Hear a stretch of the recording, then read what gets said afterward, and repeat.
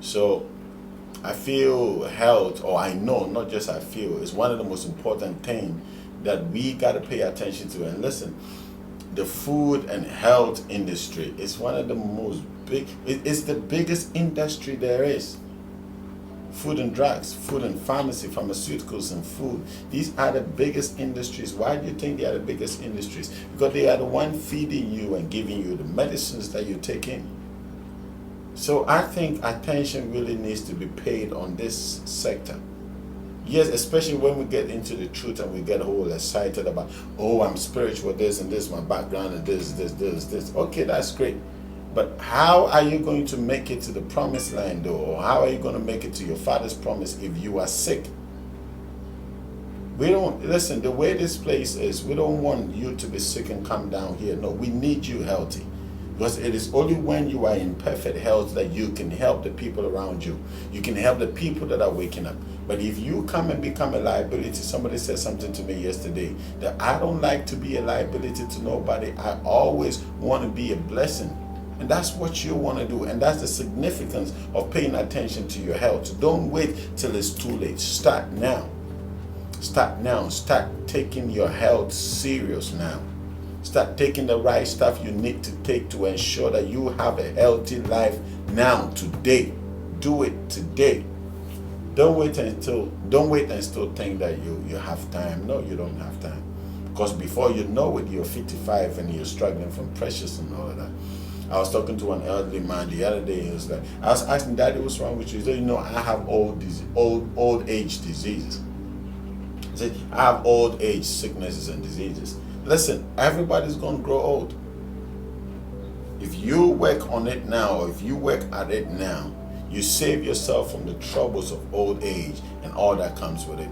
You will still be young in your old age. And that is what I want for you.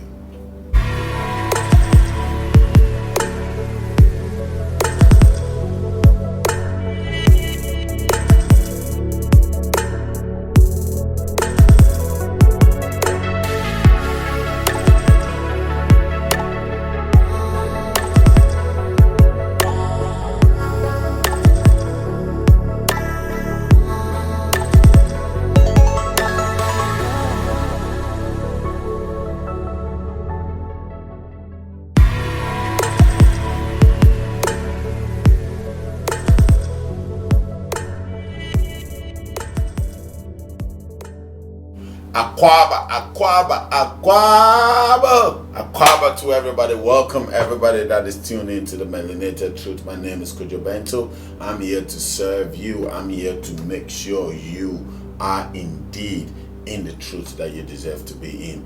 I bless the powers there be. Yeda oduman kuma ase, yeda obadi ase, yeda tumi awe twe ye ho ina ase, yeda tumi obo ebibi man ho bana ase, me the tumi owo webusuam ase, the one man yonkon ne yetuma abo wa kwem ende, me tuma abo wa kwem ende me ye dwumeza onhia ma yankra na ye nipadua.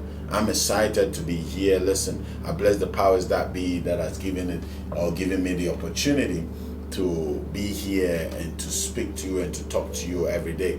It's a blessing and it's an honor to me, and I don't want to waste much time. Let's go straight into our questions for yesterday, or comments or contributions. And this is yesterday. I spoke about I will scatter Egypt amongst the nations. I spoke about it, and I know a lot of people had a lot to say. I mean, we even have people who left the page. They didn't like what I said. So I just want to quickly go to some of the comments. And Jataba says, original Hebrew language is tree. I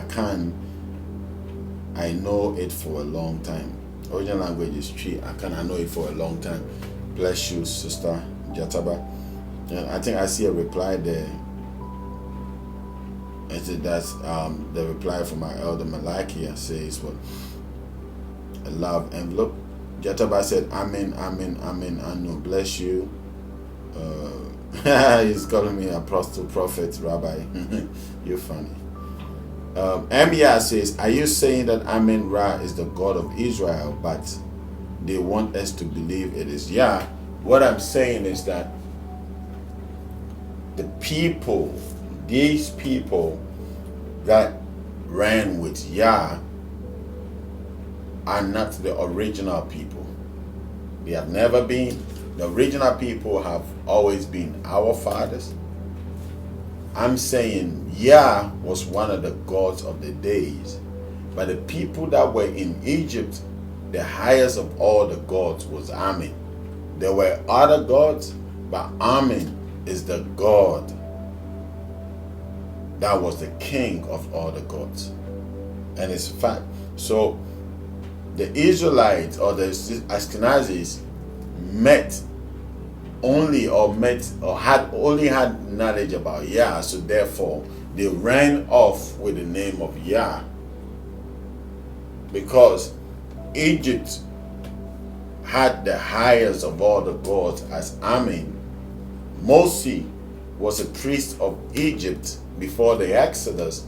So the simple question, what would Moses be worshiping in Exodus or in Egypt before the Exodus?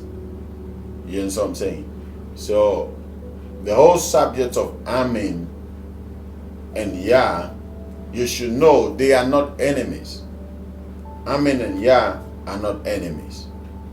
They are all in the same order. They all work for the Creator.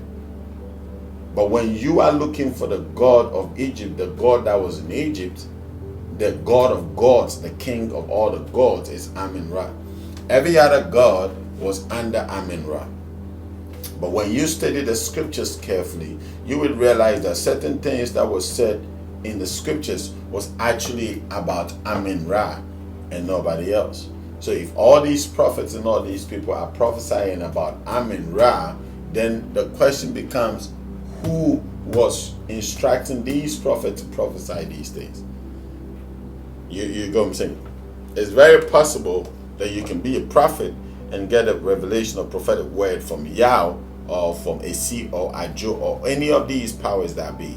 But Amen-Ra is always seen as the head. If it's not clear, you can come again. If it's not clear, you can come again. But what I'm saying, the original people were always reverencing Amen-Ra as the king of the gods.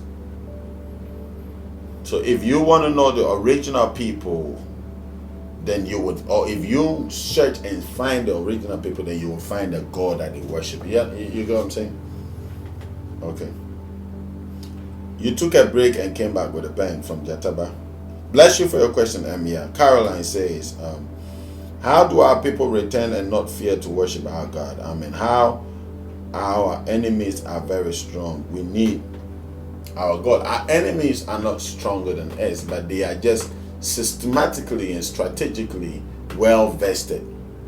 They are not stronger than you. Can take the strongest army, but if the strongest army is being led by a toddler, the entire army will be army full of toddlers, because the mindset, the mentality of the army will be that of a toddler. But then give the same army to a mighty man and let him lead them to war, and you'll find out that this same army that was a toddler in the hands of the toddler leader is all of a sudden a powerful army ready to tear down any opposition. Do you understand? So our people are not weak. We just haven't had that right leaders. We just haven't had the right leaders that are crazy. People like myself who are crazy to do whatever it takes to see our people know the truth. When we get the right leaders, that is when you would know the strength of our people. So the enemies are not stronger than our people, but they are just better strategically, and they have strategized well, and they fight for themselves, and they fight for one another, and they defend one another. So their tactics is what is working for them, but not necessarily because they are stronger than us. And whilst the more we keep telling our people, the more we keep hammering the truth over and over, our people will wake up and come to the truth. Our sister Jataba came back and said the people of Kemet were the same people as the Israelites. The Israelites were Egyptians who broke away with their high priest Moses. Okay, I think I see a reply there. The reply was from Malachi. It said exactly. Malachi said exactly the same concept. I saw that scattering the Egypt last year. I circled it because I was going to come back. I circled it because I was going to come back to study it, and I'm so glad you brought it up. You brought that up. Bless you too. Bless you too. Maria P said, very delightful info, brother. Thank you, sister. How you doing, Maria? Jataba came saying, I love you, Kojo. You are on point. We bless the Most High. He's the one that leads us all the time. Our sister Caroline came back and said, brother, has the 400 years of affliction ended? Why are our people subdued by the enemies? When would our people take their rightful place? Slavery is no longer our portion. When all Africans rise, when would all Africans rise? When would the idol worship of Christianity and Islam end in Africa? The world is upside down. Okay, there's more. The world is upside down. I'm tired. We are tired. Even the wild animals are tired. The plantation is tired. Every natural thing to this world is in agony and in despair and tired and wants help. Wants the Caucasian rule to end. And I think there's a reply there that says, these are the questions he answered Sunday on the Zoom. If you can't get the WhatsApp app, if you can get the WhatsApp app, these questions are on recording. And if at all possible, join the Zoom community and you can hear some of the same questions being asked. So he have to continually keep repeating himself. Join the Zoom, so he wouldn't have to continually repeat himself. Join the Zoom community or WhatsApp app community. We thank you for your questions. They are important as well. Can get the WhatsApp if so your answers are there. Okay, I believe I get what Malaki is saying, but bless you, Caroline, for your question.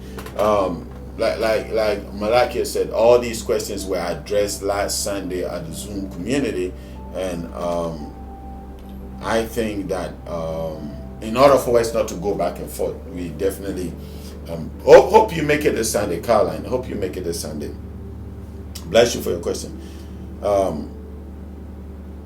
Angela Presley says, I'm sorry you won't be talking about the God of fire and tender. That's what I wanted to hear. No, I'll be talking about, listen, I just finished with Amen. I'll go to the other gods. Do you understand what I'm saying? I just finished with Amen. I'll go to the other gods of the Bible and I'll speak about the other gods, and I'll speak about the important ones. Not important as in some are important than the other, but the popular ones and the unpopular ones as well. So don't worry, Angela, I got you. I thought I was going to see you on the Zoom community last Sunday, but I didn't see you. Hope I get to see you coming Sunday.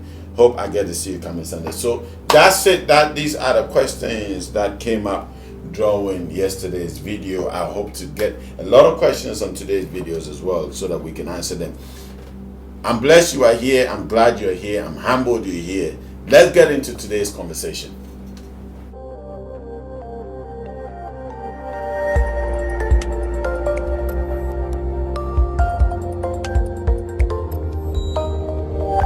Today, I want to talk about the blessings of the elements.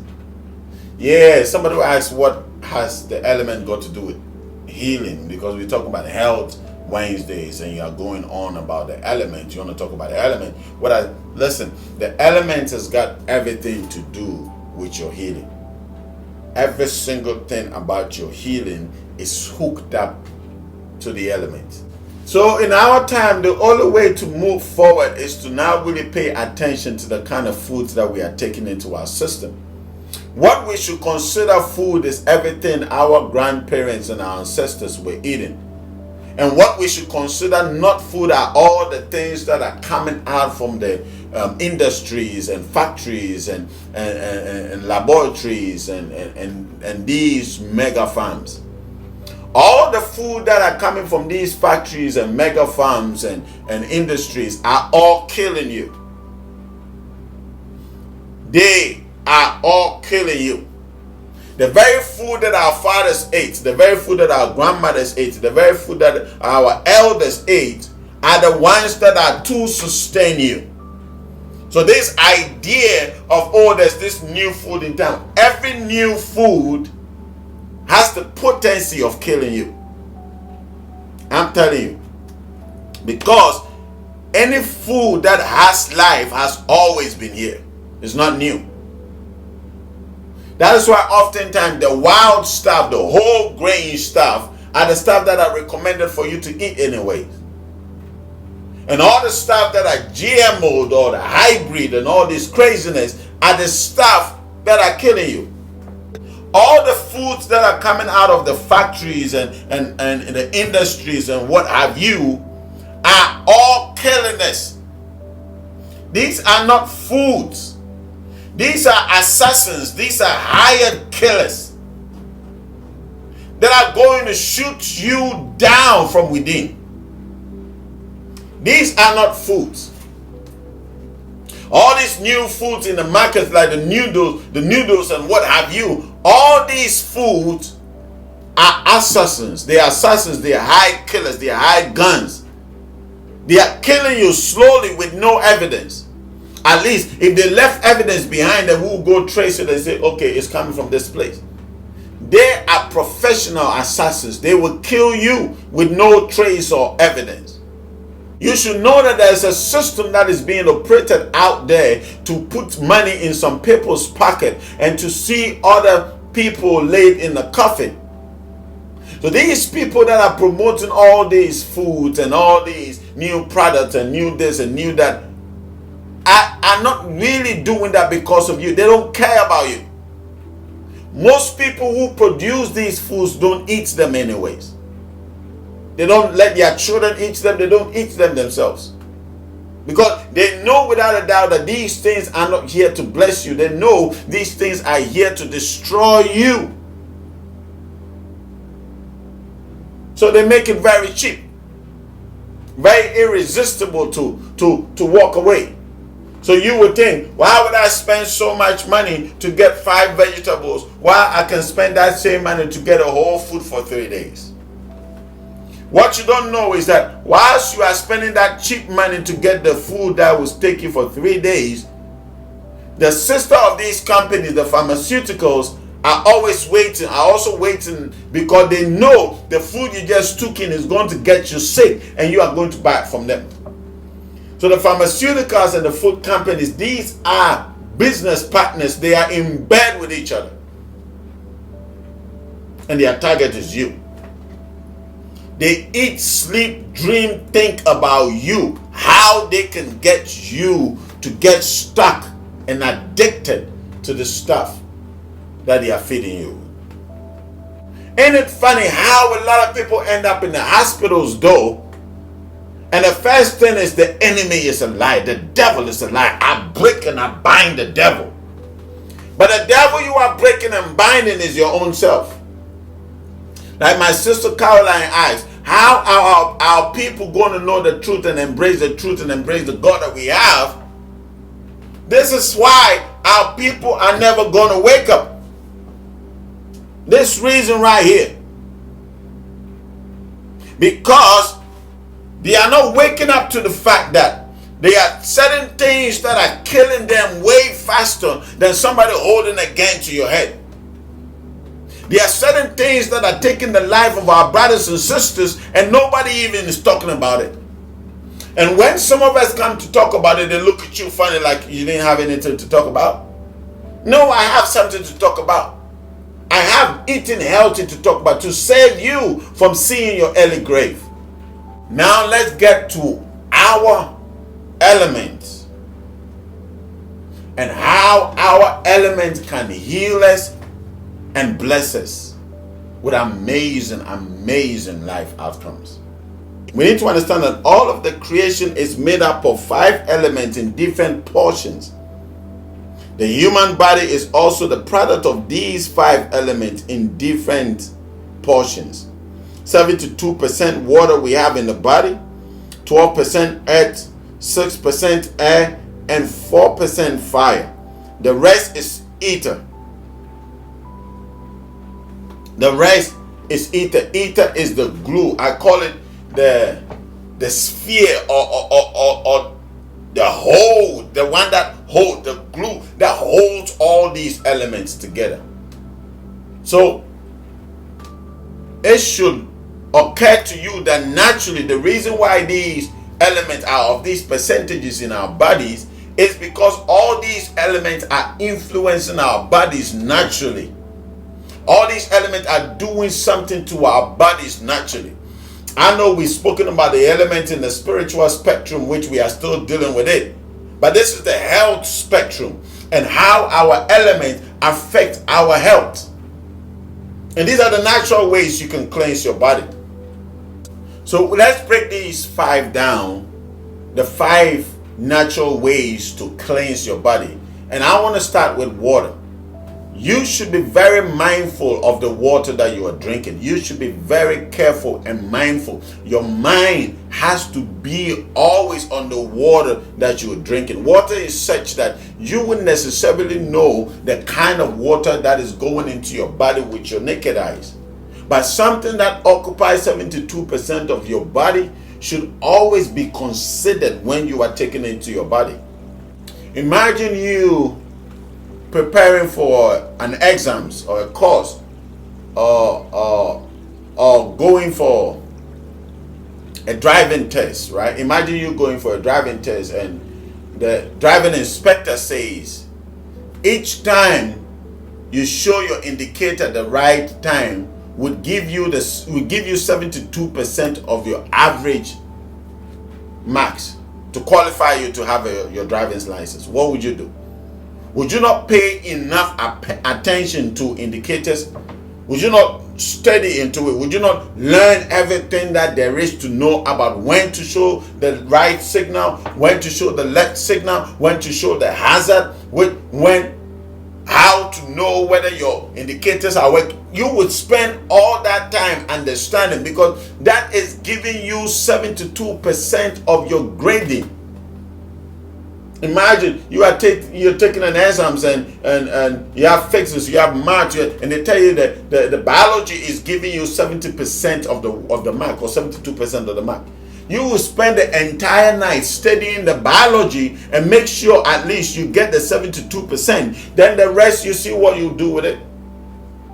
This is why it's so significant that care must be given to the water that we are taking into our system. We should know that water has memory and water never forgets. Whatever you speak over water, water is always going to remember, regardless of how long it takes. That is why in certain traditions or tribes, water is used to pour libation.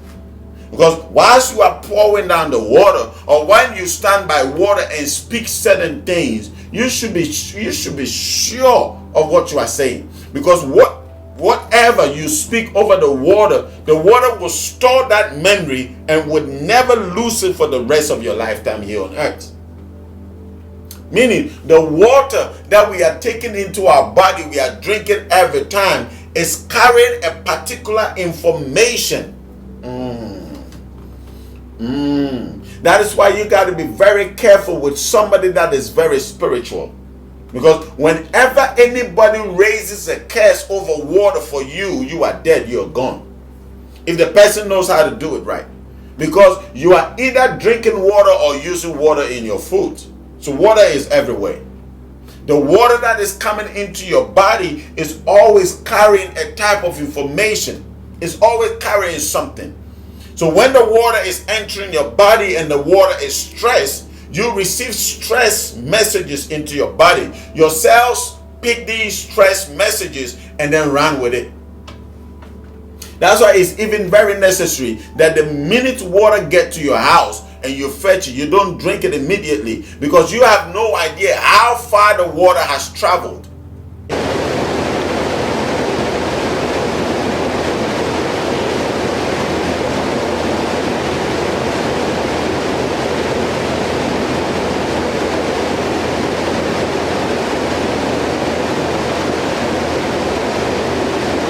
You've got no clue how far the water has traveled. And the more water burns, I think it's about 65 times or 55 times. When the water burns that many times, it becomes poisonous.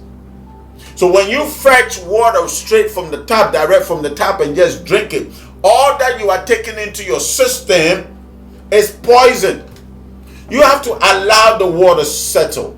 You have to allow the water come down. That is why in the villages in those times growing up, our fathers would always have a pot in the corner, a clay pot, and fetch water into it and allow the water to cool overnight. By the morning, when you go to fetch the water, by the afternoon, the water will be chilled on its own and very settled and very calm. So whatever stress the water was carrying onto your house, by the settling of the water, you see, the poisoning of the water is not a chemical poisoning. It's poisoned by its molecules, because the molecules are changing. Right? So when you allow the water to settle down, all the molecules settle and the water restructure itself, and it breaks down the poison and settles the poison.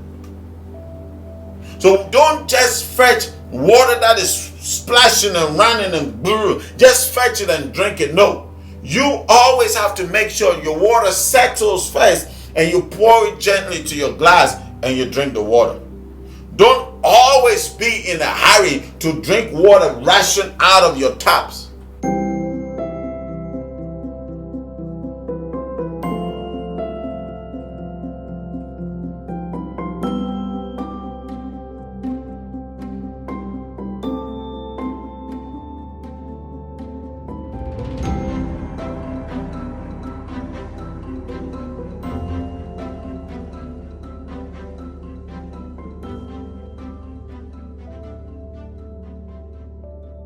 Have you ever drank water from a clay pot? Well, if you haven't, then you are missing out plenty of health benefits. With the modernization, the trend of using packed drinking water is widespread, and we consume packaged water, without even knowing what they actually contain. These packed water, before they reach our hands, has undergone several steps of chemical treatments and processing. No doubt they can affect our health negatively. Well, there are better and healthy ways to store and drink water, that is clay pot water. Using a clay pot for water is not just a traditional alternative to the steel, glass and plastic containers, but it is a healthy alternative as well. Let's see 5 amazing health benefits of drinking clay pot water. Starting with number 1. It keeps the water cool. Scientists claim that storing water in a clay pot is the best way. Clay pots not only cool the water, they also provide healing benefits with the elements of earth they contain.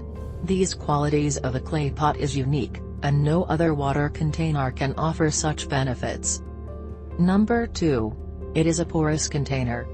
Clay is porous in nature, so does the clay pot is. When you store water in a clay pot, the evaporation happens. This process causes cooling, as water particles gain energy in the form of heat, then change to gas and get mixed with air.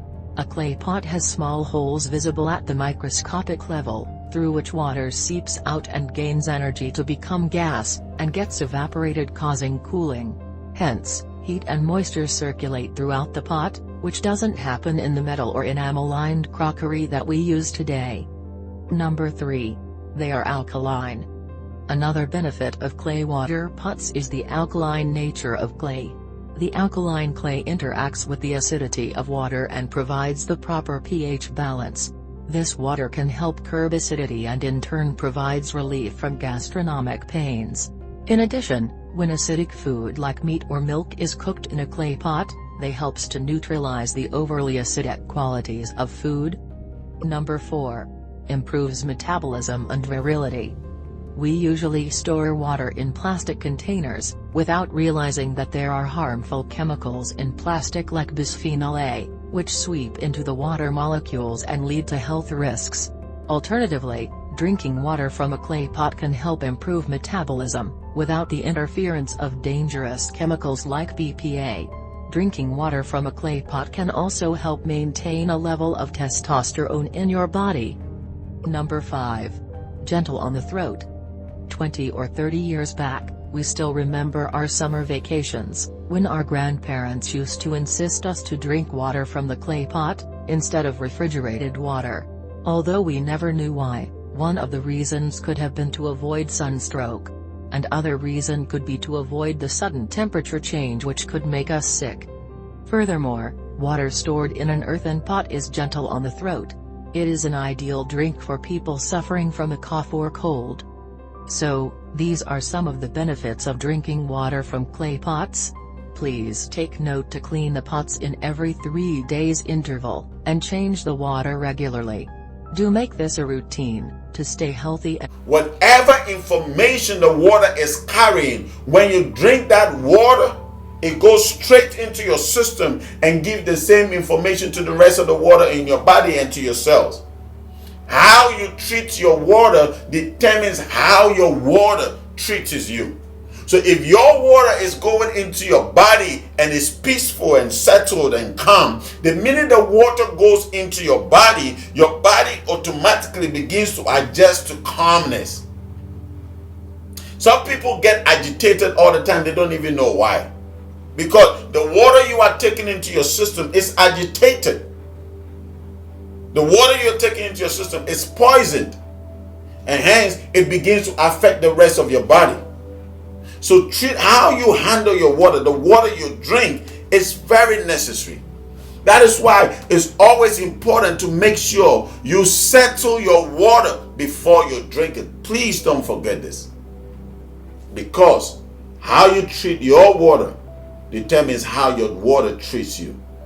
When you treat your water well, your water will treat your body well. Your water will cleanse your body. Naturally, it will settle. I do think those days, whenever anybody is sick, they tell the person, oh, fetch water and pray over it, or just speak over the water, or just do something over the water and drink it, and you get healed. Do you know why? Because the water remembers the information you gave it.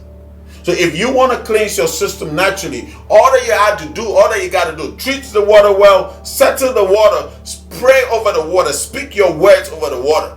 Sometimes when there are tumors or whatever it is going on in your body, settle the water, treat the water well, and speak over the water that this water that is going into my body, when it goes to my body, it should clear this, it should cleanse this, it should cleanse that, it should cleanse that. That is why certain times it's even necessary to add certain herbs to the water. It's like what? You are feeding the water with strength, with nutrients. You are empowering the water. And then when the water goes into your system, the water immediately settles every unsettling going on in your body. That is how powerful water is. When you speak over the water and when you treat your water well, your water in return will treat you well. Let's move to the second one. The second thing that naturally cleanses your body is the food we eat. Is the food we eat.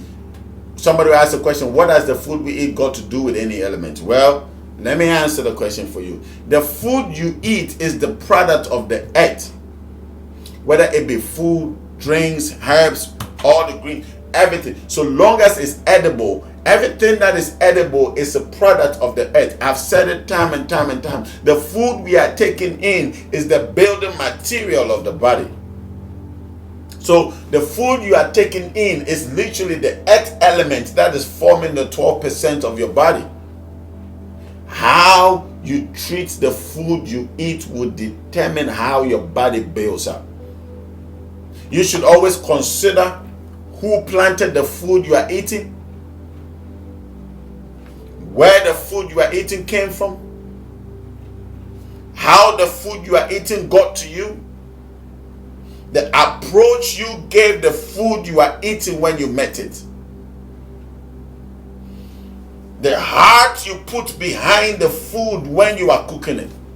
Because mind you, the spirit of the Mother Earth is behind the food that is going into your body, which is becoming a building material.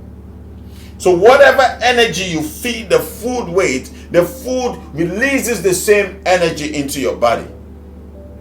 Don't we hear the phrase all the time, the love behind, the spirit behind the food, the love you put behind the food you're cooking. You cook with love. You cook with love. The energy you put, how you treat the food that you are taking into your body will even determine the taste of the food. The food naturally has its own taste, but how you handle it, how you treat it would also determine what it does when it goes into your system. That is why it's very poisonous and dangerous to take processed food, because where the food is coming from is coming out of no love. It's chemicals, it's machinery, it's mechanical. It's not coming out of the earth, the mother earth, the 12%. So the food that is coming from the factories and the animals that is coming from the factories and the farms carries 0% of the earth's percentage. This food that is coming in carries 0%. The energies behind the food that is being processed also affect the 0% that it already has. So now these processed foods and these food that are coming all over the place are coming with negative energies. Do you see it? Because it's not coming from the earth, it's coming from the factories. The earth gives you its 12%, but when it comes from the factory, it has 0%. Now the energies and the machineries and the noise and everything that is going on, the canning, the storage, everything is causing the food to lose, to move from 0% and its zero energy into a negative energy. Now think about it. What happens to you when you eat this food? So the food we take in is also a natural way, or one of the most natural ways to cleanse your body. You bring in the food with the 12%, filled with love, filled with appreciating, filled with care. You prepare it with love and you cherish what is coming, what's about to go down your throat. The food gets into your body and begins to restore your body, reboot your cells, bringing new fire, new energies into your cell. The food you are eating is so important. Let's move to the third one. The third one is the air that we breathe in. Air is about 6%. Out of the 6% is only 1% or less that you breathe. Out of the 6% is only 1% that you breathe. The rest is working. The 5% is working, but out of the 6 is only 1% or less that you are breathing. Now 5% is working in other places. The rest is just stored in you and is working in so many other ways. The appropriate place that you should store this is in your lungs and not in your brain or in your stomach. We must learn how to breathe properly so that we don't store air in our brain or in our stomach. When you store the air, the 1% that you're breathing in your stomach, all of a sudden you are in discomfort. When you store up in your head, it has its own consequences too. Where you are supposed to store your air is in your lungs. That is why you need to learn to do breathing exercise, how you breathe in and how you breathe out. Because the air that you are breathing in and the air that you are breathing out is sort of like a natural generator to your body organs.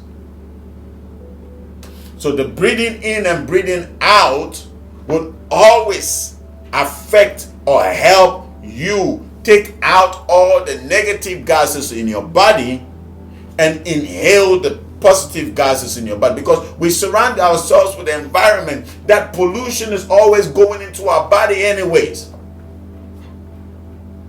Pollution always entering from it's everywhere.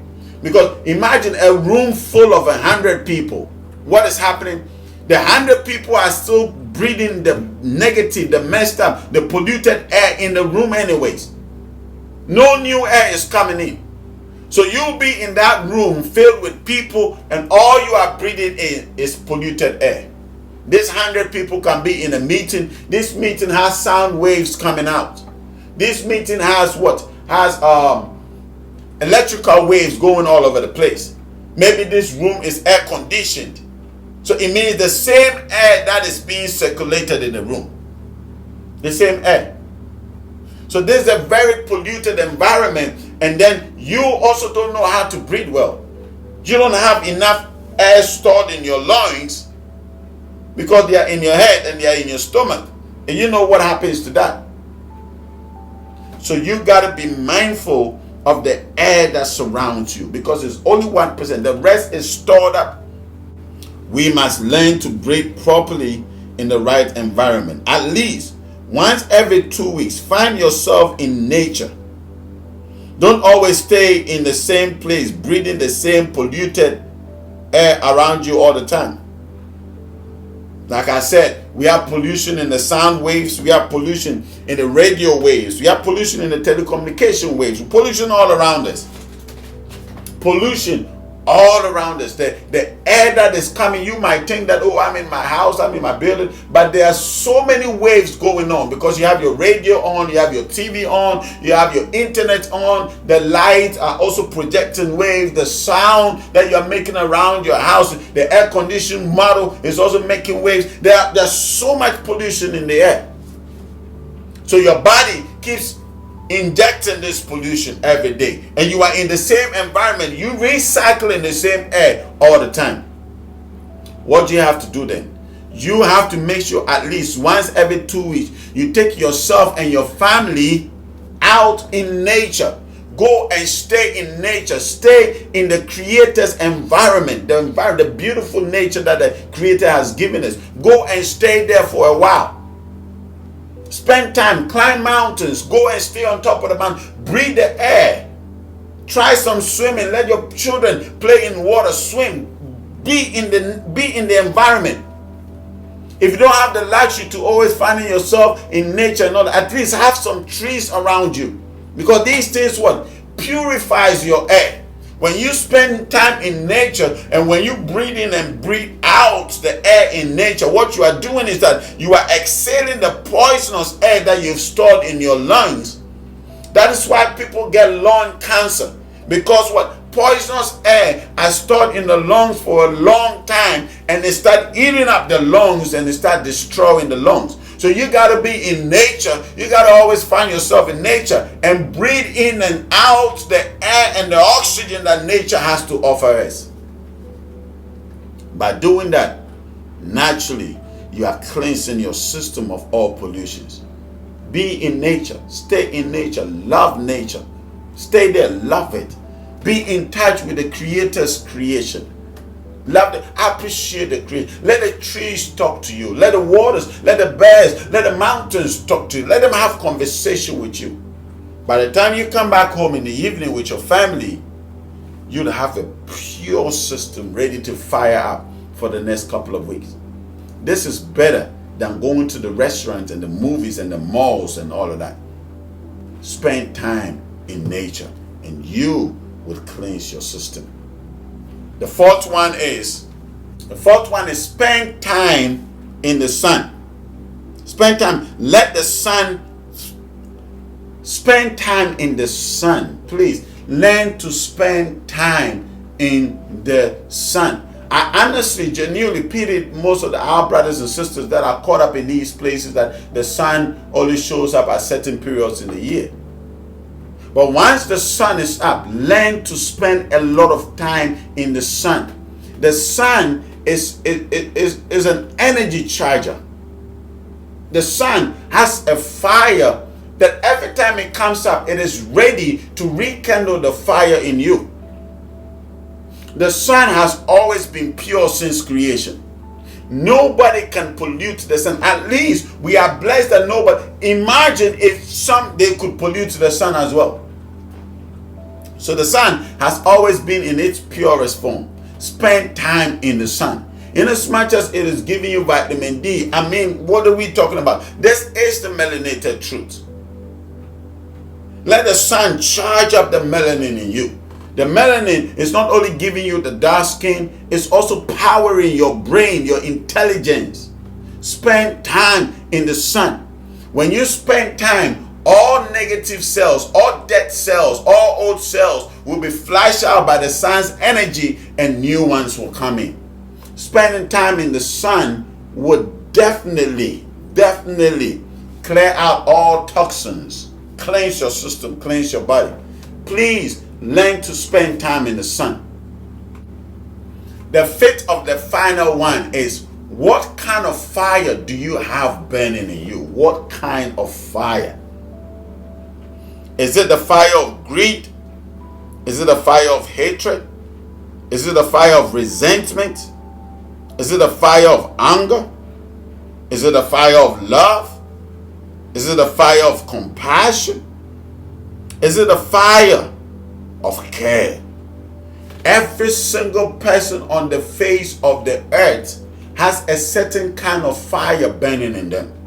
Mind you, the sun is the one that rekindles this fire, but every single person have this fire burning in them. The kind of fire that is burning in you is solely dependent on you. Whether it's a destructive fire or it's a constructive fire. This fire burning in you is all on you. It's all on your head. You are the reason why this fire is burning you the way it is burning in you. And you have all the right in this world to control what kind of fire you allow burning you.